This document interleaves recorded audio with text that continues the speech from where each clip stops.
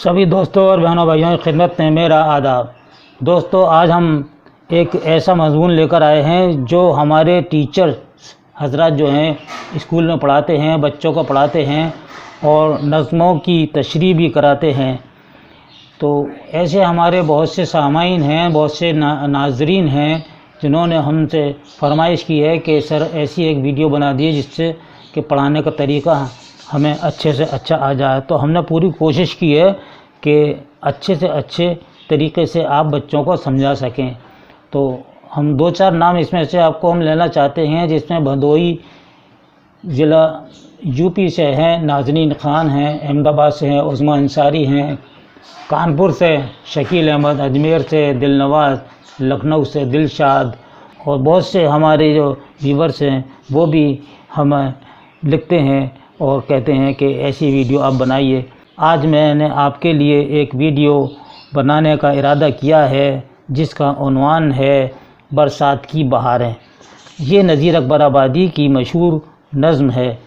सबसे पहले दोस्तों, जब भी आप कोई सा भी नज़्म या कोई सा भी सबक आप पढ़ाते हैं और उसकी तशरीह कराते हैं तो उसके बारे में आप ज़रूर ऐसा समा बांधिए कि बच्चों से कहिए, बच्चों आपने बहुत सी नज़में पढ़ी हैं, इस्माइल मेरठी की नज़में पढ़ी हैं, अकबर अल आबादी की पढ़ी हैं, ख्वाजा अल्ताफ़ हुसैन हाली की नज़में पढ़ी हैं और आपने मोहम्मद इकबाल यानी डॉक्टर सर मोहम्मद इकबाल की भी नज़में पढ़ी हैं। लेकिन आज हम आपको नज़ीर अकबर आबादी की मशहूर नज़्म पढ़ाने जा रहे हैं जिसका उन्वान है बरसात की बहारें।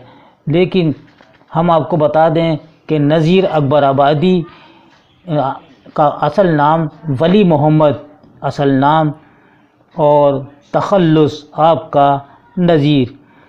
आप दिल्ली में 1735 में पैदा हुए और 1830 को दिल्ली में ही आपका इंतकाल हुआ। लेकिन दिल्ली में तालीम व तरबियत हासिल की। अहमद शाह अब्दाली ने जब दिल्ली पर हमला किया तो वहाँ के रहने वाले का जीना हराम हो गया। कत्ल व गारत गरी और बेरोज़गारी का चारों तरफ दौरा हो गया। तो नज़ीर अपनी वालदा को लेकर दिल्ली से आगरा चले आए। आगरे का नाम जब उस वक्त अकबराबाद था। माँ बाप के इकलौते बेटे थे। आगरा इनको ऐसा रास आया कि फिर वहीं के हो गए और अकबराबादी मशहूर होकर रह गए।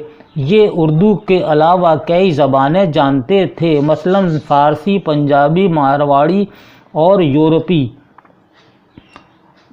और पूर्वी हिंदी खूब जानते थे। सारी ज़िंदगी गुर्बत में बसर की। ज़रिया मुआश मौलवी था यानी उस्ताद था।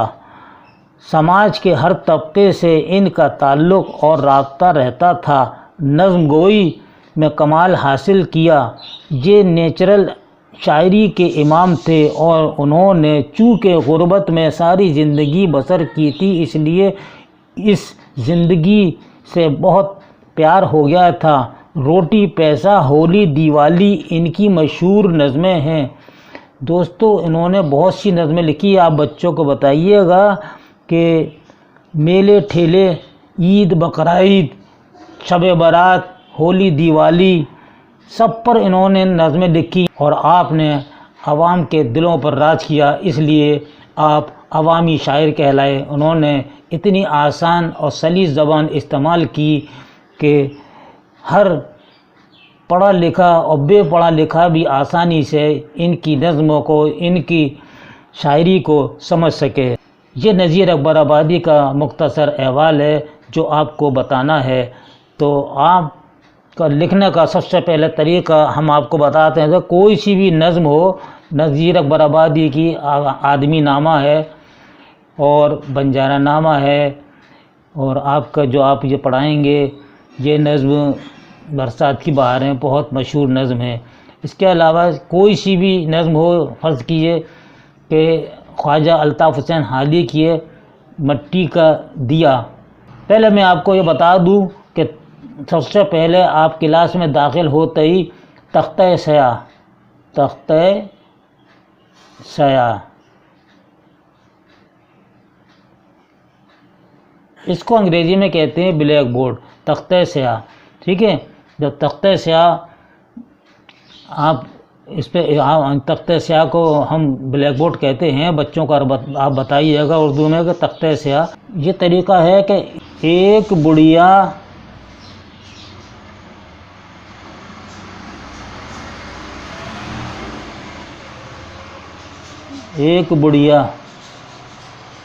نے آگے dash dash dash dash dash dash دیں گے، ڈیش دیں گے، اور آخری بند کا آخری مصرے کے کچھ الفاظ آپ لکھیں گے، تاکہ راہگیر، تاکہ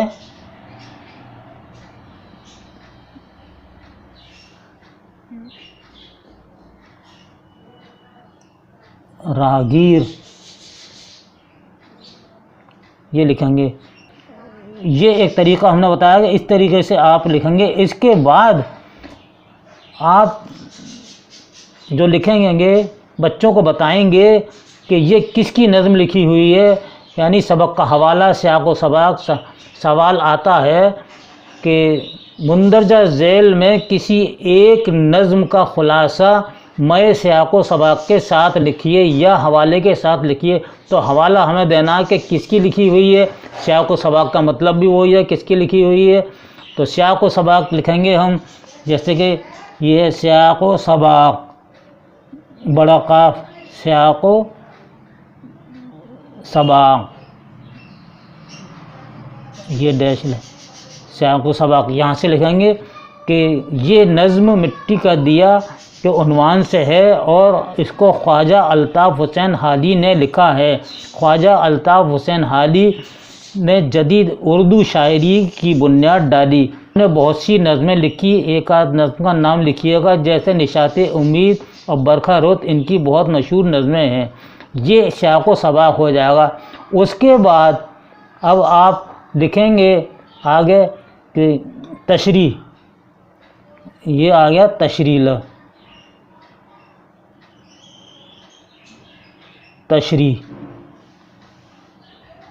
تشریح لکھیں گے۔ اس کے آگے تشریح ہے کہ جھٹپٹے کے وقت، تو اب آپ نے تشریح لکھی، تشریح کے آگے ہی آپ لکھیں گے ایک بڑھیا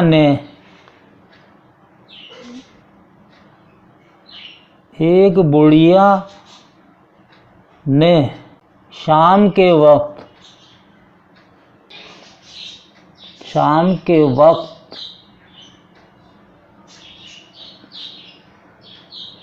ایک مٹی کا دیا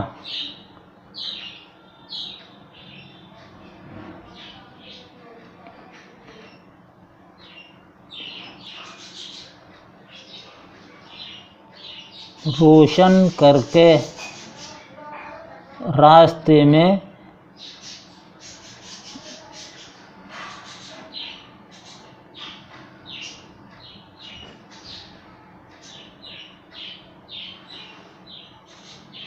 رکھ دیا، تاکہ کوئی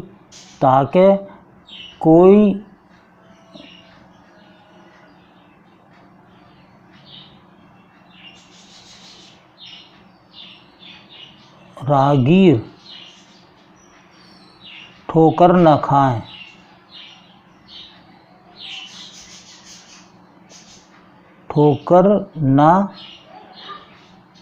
کھائیں،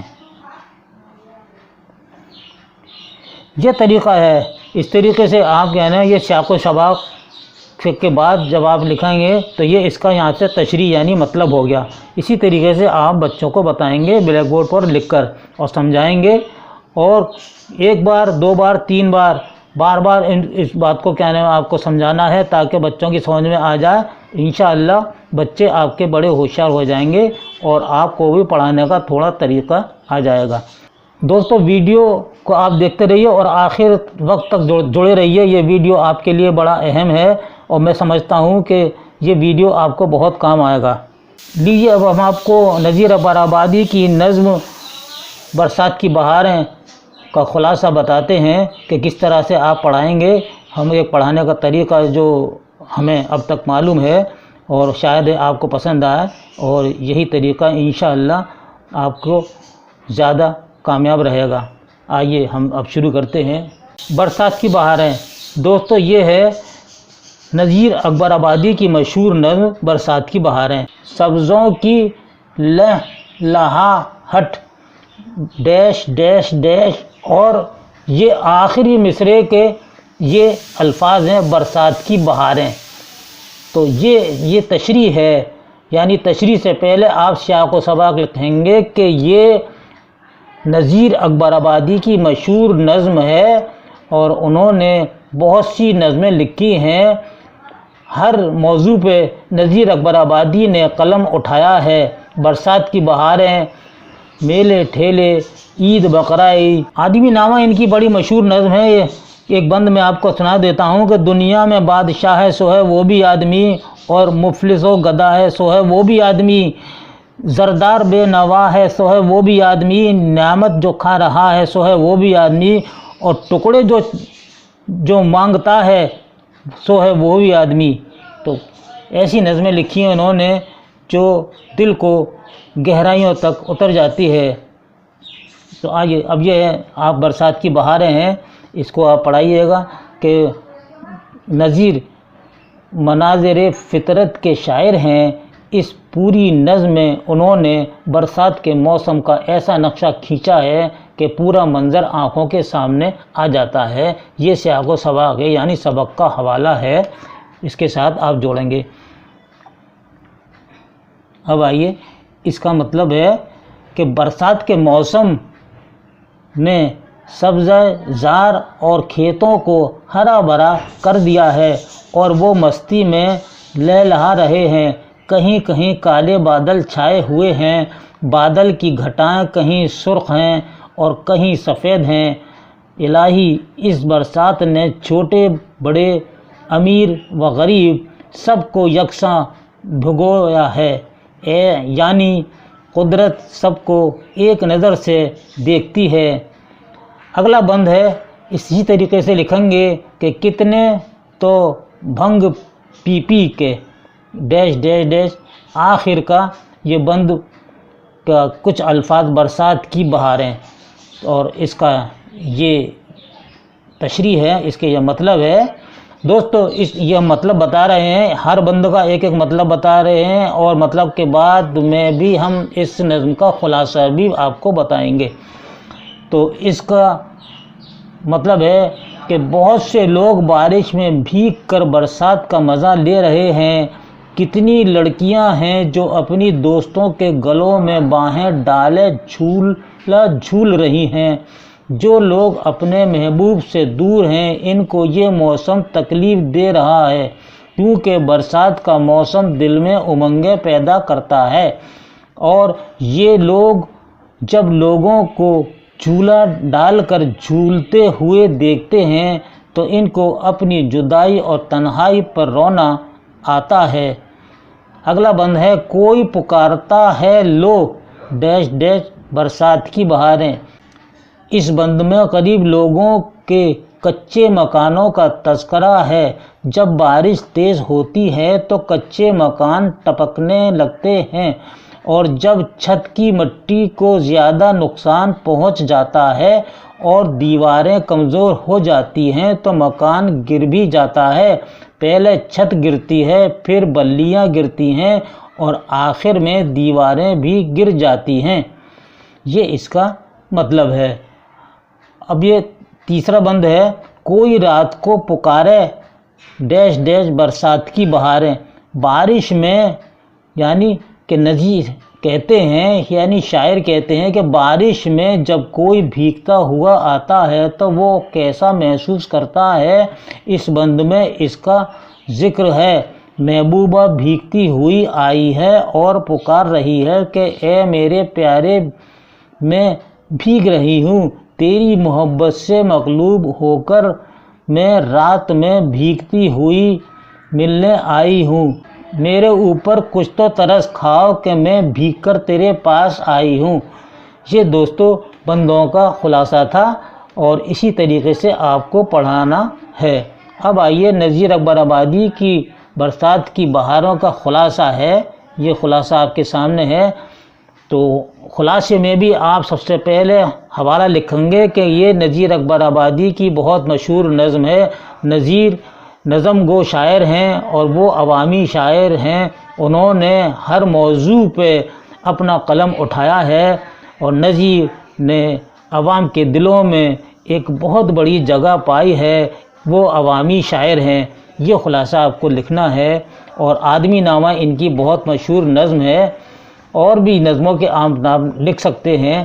تو آئیے برسات کی بہاروں کا خلاصہ ہے کہ نذیر نے تضادات کی نشاندہی کر کے اپنی شاعری میں جو رنگ پیدا کیا ہے وہ ہمیں اس نظم میں بھی نظر آتا ہے۔ اس نظم میں برسات کی آمد اور کبھی کبھی لگاتار کئی دنوں تک بارش ہونے سے ہمارے اوپر جو کیفیت طاری ہوتی ہے یا ہم جن حالات سے دوچار ہوتے ہیں، اس کو حسین انداز میں نظم کیا گیا ہے۔ مثلاً یہ کہ کچے مکان والا مسلسل بارش سے گھبرا سکتا ہے، مگر محلوں میں رہنے والے اس بارش سے پھر بھی لطف لیتے رہیں گے۔ یہ نظم منظر کشی کی عمدہ مثال ہے۔ اس نظم میں انہوں نے کھیتوں میں سبزہ اور ہریالی، پھول پتے، گھٹا بدلیاں، پھلوار، تیتر، بٹیر، فاختہ، قمریاں، پپیہا، بگلا، پھول کانٹے سبھی کا ذکر کیا ہے۔ برسات میں غریب لوگوں کے مکان ٹپکنے کی تکلیف کا بیان اس انداز میں کیا ہے کہ اس میں حقیقت معلوم ہوتی ہے۔ کوئی برسات میں نہا رہا ہے، کوئی بھنگ پی کر مدہوش پڑا ہے، کسی کے گھر عمدہ پکوان پک رہے ہیں اور کسی کے گھر بارش کی وجہ سے مزدوری نہ ہونے کی وجہ سے، چولہا بھیگ جانے کی وجہ سے روٹی بھی نہیں پک پائی ہے۔ نذیر اکبر آبادی نے برسات کی بہاریں نظم میں برسات میں ہونے والے ہر عمل اور منظر کی عکاسی اپنے اشعار سے کر دی ہے۔ برسات کے دنوں میں سہاگنوں اور شوہروں کے ساتھ رہنے والی عورتوں کے جذبات کو خوب شعری جامہ پہنایا ہے۔ انہوں نے برسات کے دنوں میں ان عورتوں کے جذبات کو بھی منظوم کیا ہے جن کے شوہر ملازمت یا روزگار کی وجہ سے کہیں گئے ہوئے ہیں۔ کل ملا کر برسات کی بہار نظم نذیر اکبر آبادی کی کامیاب نظموں میں سے ایک ہے۔ دوستو، یہ تھا ہمارا آج کا آپ کے لیے ایک خصوصی ویڈیو جس کا عنوان تھا برسات کی بہاریں، جو نذیر اکبر آبادی کی لکھی ہوئی نظم ہے۔ یہ آپ کو نظم کیسی لگی، اس کے بارے میں آپ اپنی قیمتی رائے کمنٹ باکس میں ضرور تحریر فرمائیں